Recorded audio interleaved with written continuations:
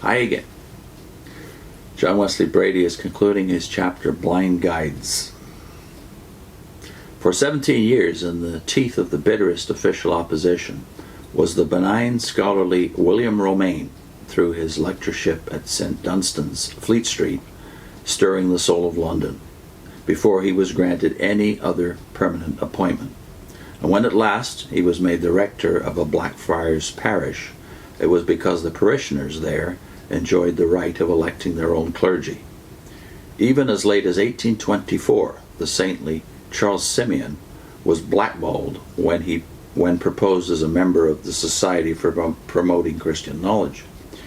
Yet Lord Macaulay, who graduated from Cambridge in 1822, in a letter years afterwards to his sister wrote, quote, "If you knew what Simeon's authority and influence were, and how they extended from Cambridge to the most remote corners of England, you would allow that his real sway in the church was far greater than that of any primate."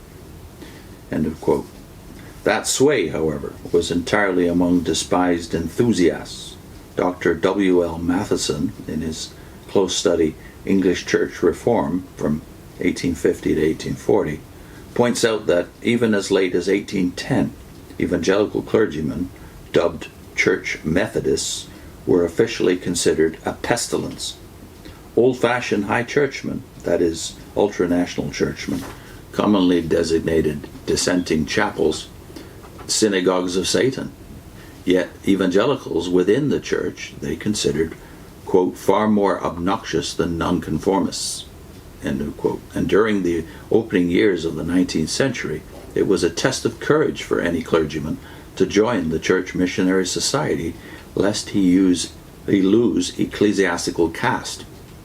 Low churchmen, that is, often called latitudinarians, were just as intolerant of the revival as were high churchmen. What the early Christian evangelists were to the scribes and Pharisees of Judaism, that were the apostles of evangelicalism to both the high and dry and the low and slow officials of the national church. As old and recognized factions, they might continue to squabble with each other, but they united to exorcise the loathsome specter of Methodism. Again, it is continuously asserted that one, ere the dawn of the Oxford movement, that is 1833, when Keble launched his famous attack on all liberalism, ecclesiastical and political, evangelicalism already had experienced a period of domination in the courts of the national church, and that too, it now was decadent or dead. The latter assumption is refuted from the mouth of Keble himself, who, in 1828, deplored the amazing rate at which Puritanism seems to be getting all over the kingdom, end of quote. The former assumption is at variance with the stubborn fact that up to the beginning of the Tractarian movement, the total of evangelical bishops yet appointed numbered only 3. 11 years after Ryder was made a bishop, Charles Sumner was appointed to the see of Landulph in Wales, and the following year translated to Winchester, while in 1828 John Bird Sumner, his elder brother, was made Bishop of Chester, and in 1848 was elevated to the Archbishopric of Canterbury, in which office he forsook the whole tradition of the primate's pomp and state. Criticized for walking to the House of Lords, and thus abandoning the gorgeous official coach with its outriders and attendants with drawn swords, Archbishop Sumner replied, quote, "I cannot imagine that a greater reproach could be cast on the Church to suppose that it allowed its dignity to interfere with its usefulness." End of quote. As for the numerical following of the evangelicals within the state church during the early years of the Oxford movement, it is suggested by the arch representative of the old Low Church school, Sidney Smith, of Edinburgh Review fame, always smart, often shallow, sometimes stupid. He speaks of turning aside from attacking the nasty and numerous vermin of Methodism to exterminate the pragmatical, perpendicular, Puseyite prigs. As for the episcopal representation of evangelicalism, Ryder and the Sumner brothers as yet continued alone. Indeed, the fact is that until Lord Shaftesbury, from 1856 till 1865, appointed the much maligned Palmerston bishops, evangelicalism had less than a tithe of its proportionate representation on the episcopal bench.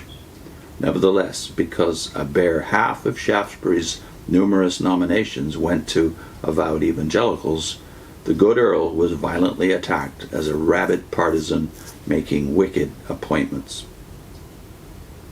With withering sarcasm, D'Alembert, one of Diderot's foremost editors of the French Encyclopedia, depicting the pre-revolution France of his day, wrote, quote, "The highest offices in the church and state resemble a pyramid whose top is accessible to only two sorts of animals, eagles and reptiles." End of quote. This aphorism, coined to describe Catholic France, was thought by many in Britain equally applicable to Protestant England, where it was quoted even by a bishop. Certainly it contained enough truth to bite. John Wesley, by blood, was partly Irish. By instinct and temperament, he was singularly English. Nevertheless, clannish Presbyterian Scotland, as later will appear, was first to recognize his world greatness by beginning as early as 1772 to bestow upon him the freedom of certain of her cities and corporations, while still earlier she had begun inviting him to preach in college and other prominent kirks. In England, the blind guide showed a different front. Though Wesley, as an Anglican priest, did everything possible to keep his rapidly increasing societies within the national church, and though during the last 2 or 3 decades of his long life he was recognized by the common people as a national character, even a national institution, yet never was he invited to preach in any English cathedral, much less in Canterbury, Westminster Abbey, or St. Paul's.